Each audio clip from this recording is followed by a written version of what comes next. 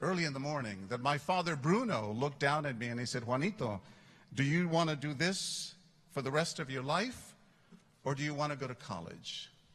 It was a no-brainer. Of course, I wanted to go to college. Ever since I was a little boy, I wanted to be a television reporter. I loved broadcasting, and I had this big dream. But back then, very few people on television looked like John Quiñones. Even though the population of San Antonio was more than half Mexican American, there were very few people who looked like me. And I just didn't know what my odds were of ever making it. When I would ask my counselors, my college counselors, how do I get into college? How do I get the SAT? How do I take the ACT to get ready for college? They would say, "Yeah, John, that's a good idea, but we think you should get into wood shop or metal shop or auto mechanics."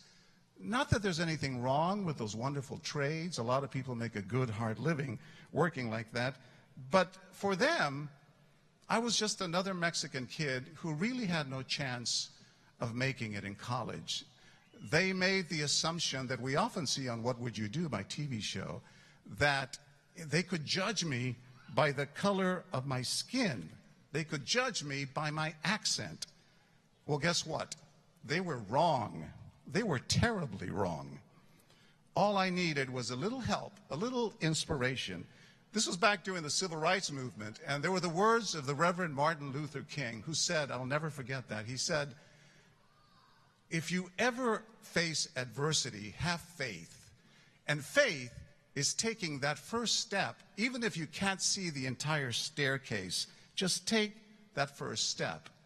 And for me, taking that first step was asking for help, applying for government help to get to college. And I was accepted into a federal anti-poverty program called Upward Bound. Do you know Upward Bound? If it wasn't for Upward Bound, I wouldn't be here. Thank God for Upward Bound. The theory back then, devised by President Kennedy, was that the way to end poverty was through education.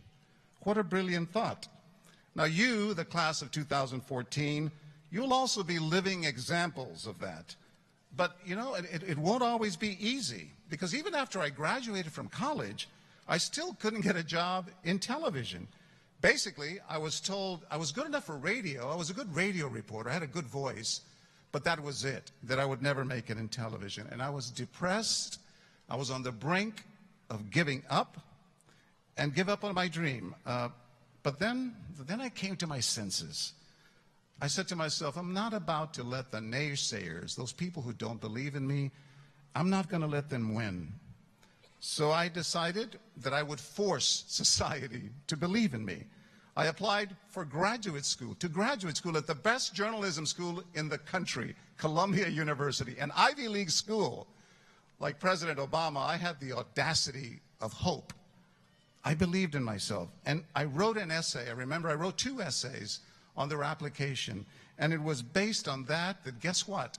They not only accepted me to Columbia University, but I got a fellowship to study there. The message was simple. The message was simple. Thank you.